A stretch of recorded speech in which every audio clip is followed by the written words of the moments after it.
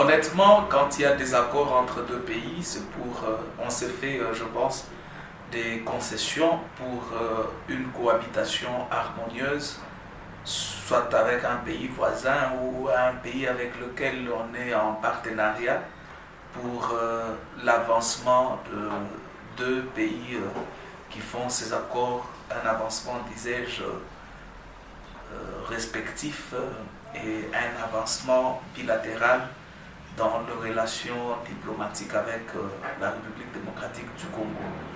Ces accords sont de plusieurs ordres. Ça peut être d'ordre politique, ça peut être d'ordre sécuritaire, ça peut être d'ordre commercial, ça peut être d'ordre...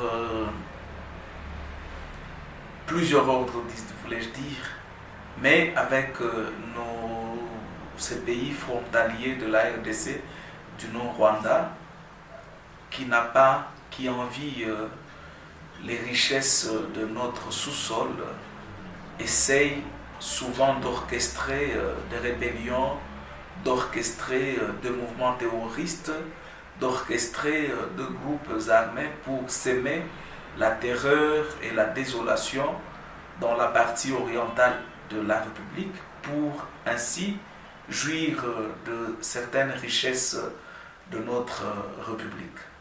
Ayant vu cela, le président Félix, qui est animé d'un esprit patriotique, qui est animé, qui est même le potentiel du développement de la République démocratique du Congo, le président Félix, qui représente au jour d'aujourd'hui un cocktail de saveurs politiques, diplomatiques du commandement suprême militaire, et aussi un fin diplomate, il s'est dit nous devons, par exemple, en ce qui concerne l'or, le coltan et le cobalt qu'on exploite dans la partie orientale de la RDC, nous devrions conduire tous ces flux matières dans les circuits officiels de commercialisation afin que l'on sache quoi est sorti, quoi devrait sortir, quoi est sur le point de sortir.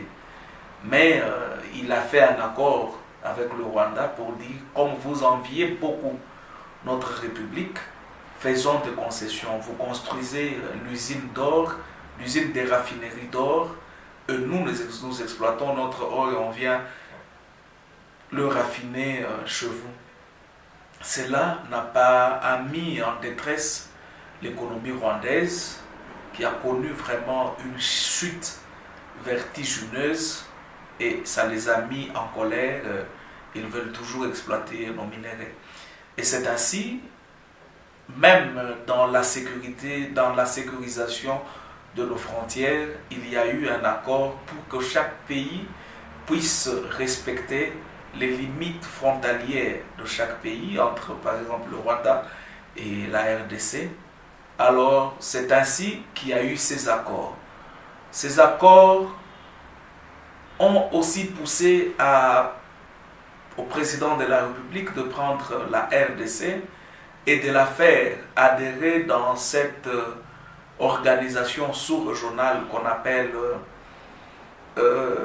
EAC, qui veut dire la communauté des États de l'Est, ce qu'on dit en anglais East African Communities, que le président il a pris la RDC et l'a fait adhérer dans ça.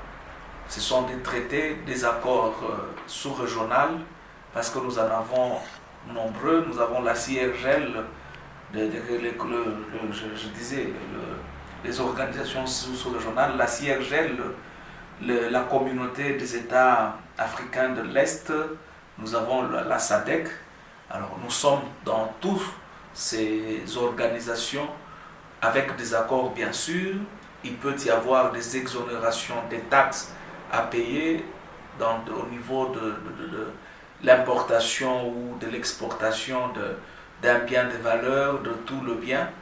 Alors nos amis n'ont pas voulu respecter les limites de la RDC.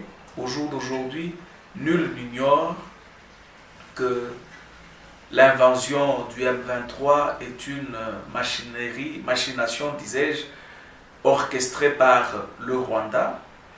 Nous avons des preuves péremptoires, nous avons des preuves indubitables quant à ce. Alors, on s'est dit, c'est malsain de continuer dans des accords pareils. C'est ainsi que le gouvernement a pris une résolution ferme, une résolution patriotique, une résolution qui qui croise l'assentiment du peuple congolais pour enfin rompre avec tout ce contrat signé avec le Rwanda. Il est vrai que ce contrat sont abrogés au jour d'aujourd'hui. Les effets sont collatéraux.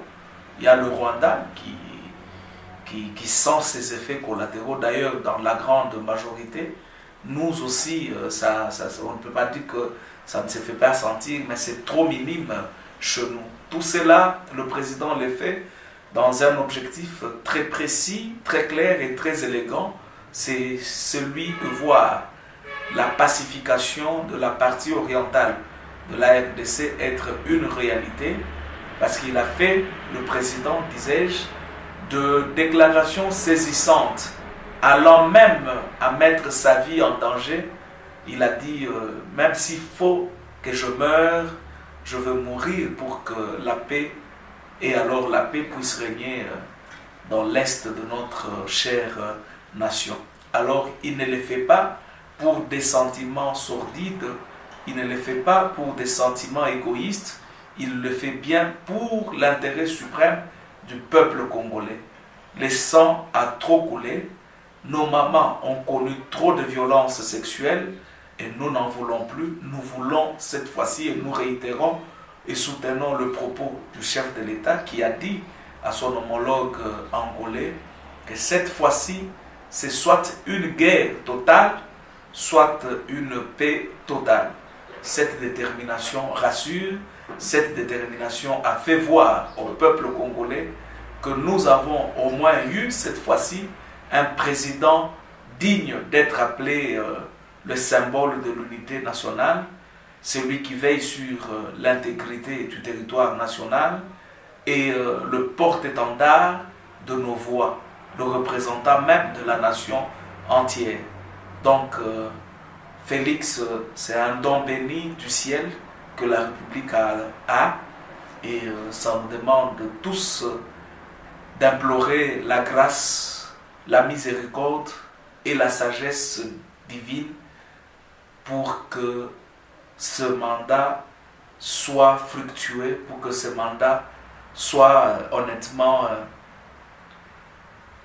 une fraction du temps qui soulage, qui va libérer le peuple congolais du joug de la misère, du joug de la souffrance, du joug de toutes les antivaleurs